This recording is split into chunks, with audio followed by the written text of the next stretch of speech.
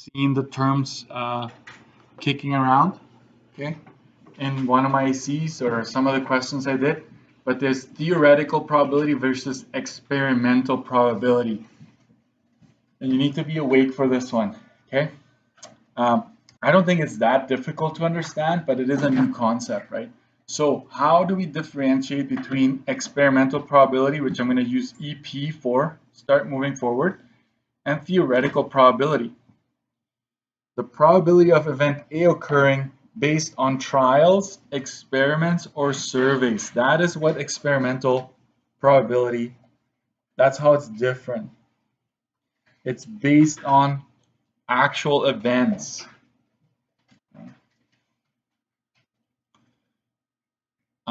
And so when we come up with experimental probability, it'll be favorable events just like before, but now it'll be based on the number of trials, the number of people you surveyed, the number of times you tossed the coin, the number of times you spun the spinner.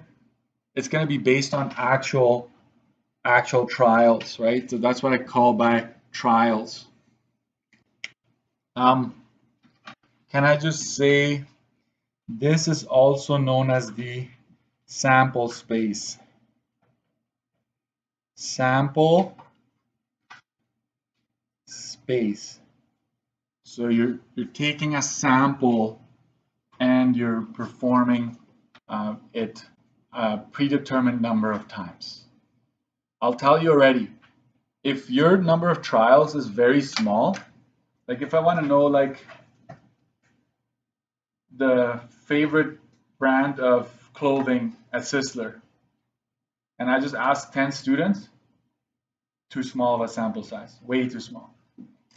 You would actually want more in terms of numbers, and you also would want to diversify. You wouldn't want to just ask math classes, you would want to ask, art and history and the humanities, and like you want to mix it up real good, okay? So that's experimental probability. So examples, the likelihood of someone having a certain blood type, that's based on actual trials, like data they record, right? The likelihood of a team winning a game, that's based on previous games, right? The likelihood of someone voting for a certain candidate, that's based on asking people, right? So that's how it's different. Theoretical probability, I'm going to grab a different highlighter. It is based on possible outcomes, and you've done this now, right? So for a deck of cards, it's 52. For a standard die, it's 6. I will have 12-sided dice here and there, so you gotta watch out.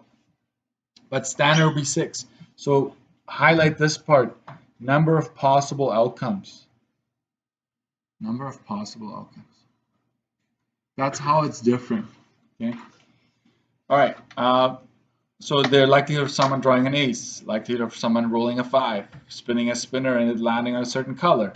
It's based on theory, right? We can do that based on theory, not necessarily having to perform the experiments. So let's keep going here. In general, when we perform experiments involving events where there's no bias, the experimental probability should be similar or equal to the theoretical probability. Okay. So if there's no bias, the experimental should be similar or equal to theoretical probability. I'm going to use a different highlighter here. This is the main reason. The main reason why they may be different is due to a small sample size. So if you're rolling a die only 5 times, and you're like, wait a minute, the probabilities don't add up with what should be happening, then something went wrong. I'm gonna give you a little bit more here actually. Let's go up to these 2 boxes. This one, based on what happened. What actually happened. I don't want you to use that necessarily to explain it, but it can help you, right? And this is what should happen in the long run?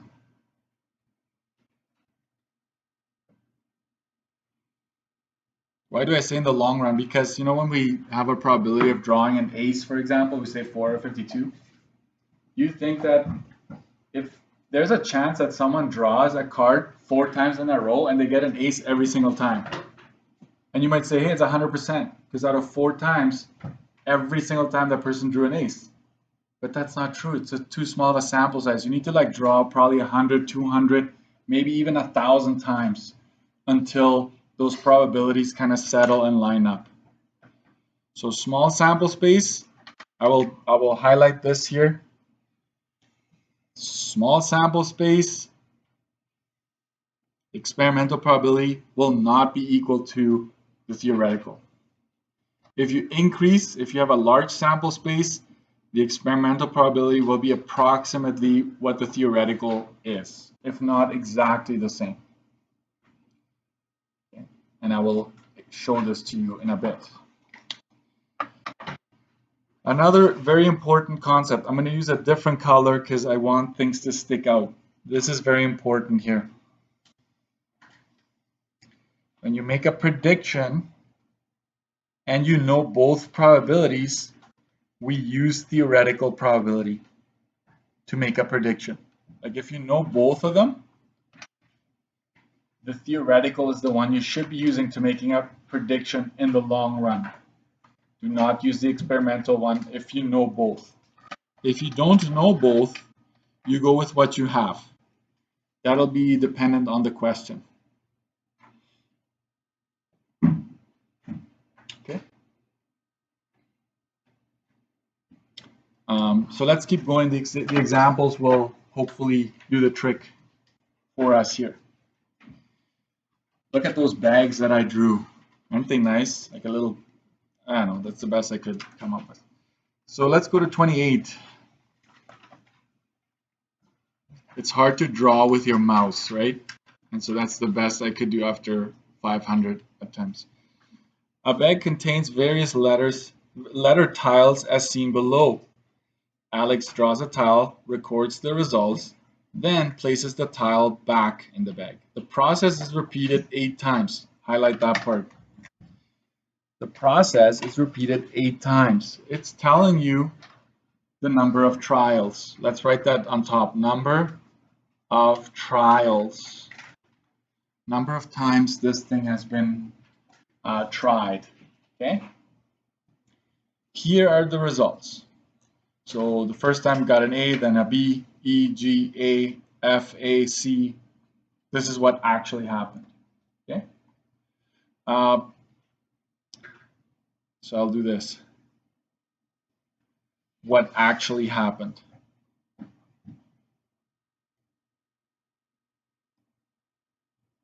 That's keyword. It's like, oh, okay, that's the one I'm going to use for experimental probability. All right.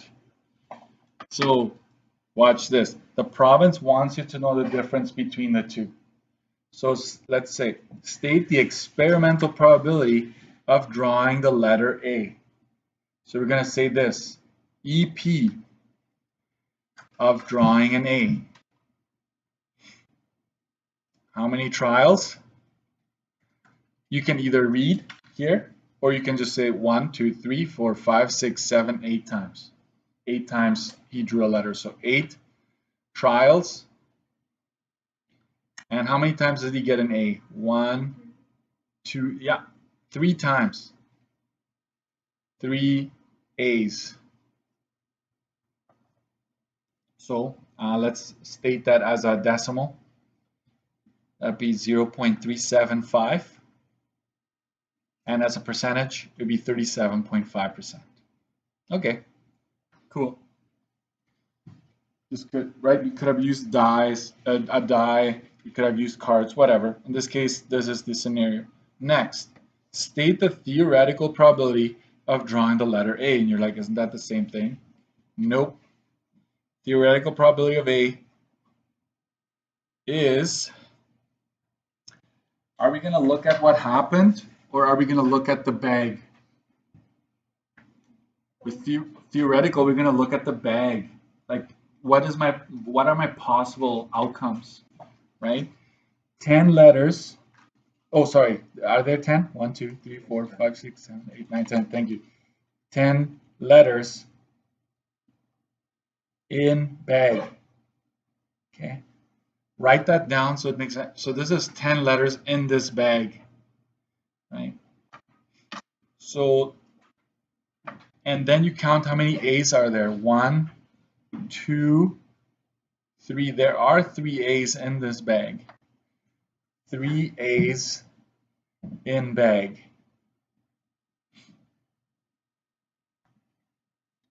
So this would be, if you go 3 divided by 10, what do you get? 0.3, and that's 30%. That's right. So they're not the same. They're different. Why is the experimental probability different than the theoretical probability?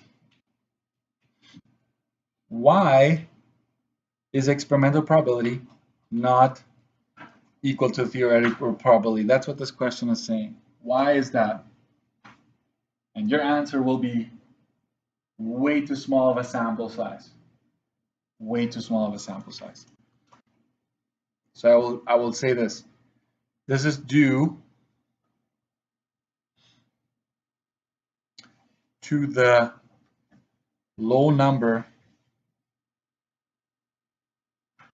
of trials performed. And I will go in brackets, low sample. You can do sample size or sample. Okay. Low sample. Alex would need to increase the number of trials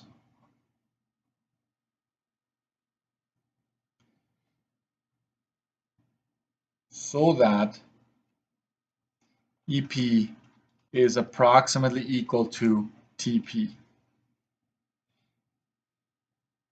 I will put this increase sample. I'm just using different words so you have to choose from. Okay. That is basically what it all hinges on. In the province, they always find clever ways of doing this.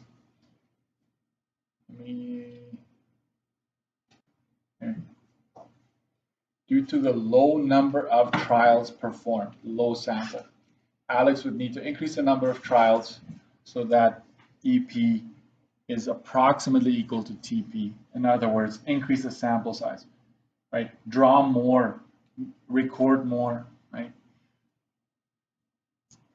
In the younger grades, like junior high, maybe elementary, I would actually have groups and I would have students roll dice and record their results.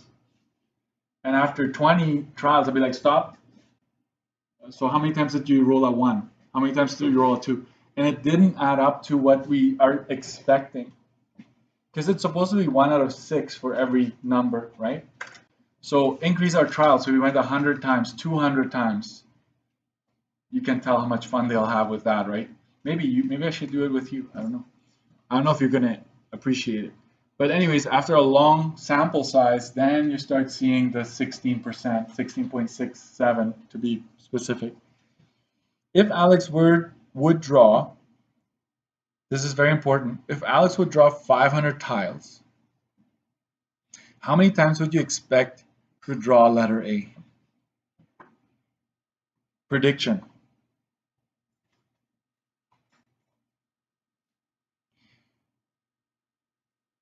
Can you just make sure you write this down nice and clear? We're making a prediction. Which one of the probabilities are we going to use? If you know both of them, always theoretical, because that's technically what we're expecting in the long run, not the experimental. So we're going to go theoretical probability of A times 500. That's what we're going to do here. Theoretical, I like the fraction, so I'm going to go 3 over 10 times 500. that is equal to exactly 150 times. Use theoretical when making prediction.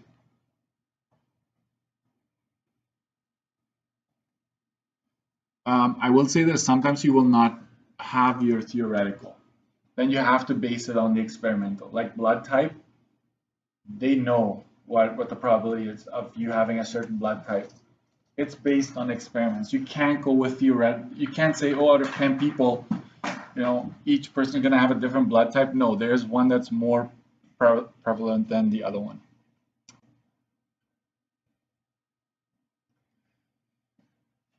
We're almost done here. State the experimental probability of drawing the letter B. State the odds in favor as well.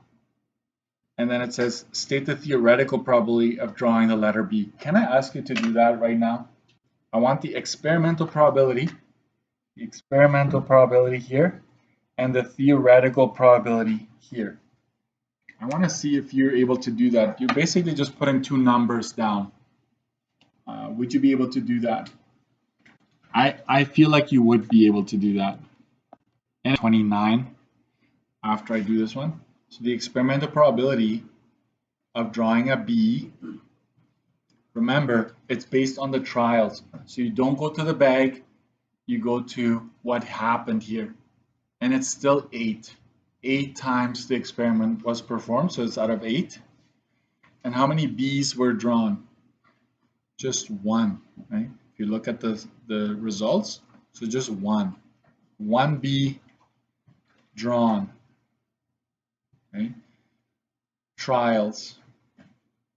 So this is 1 out of 8, which is 0.125, which is 12.5%. Oh, we're supposed to do the odds, right? How would you turn a probability into an odd?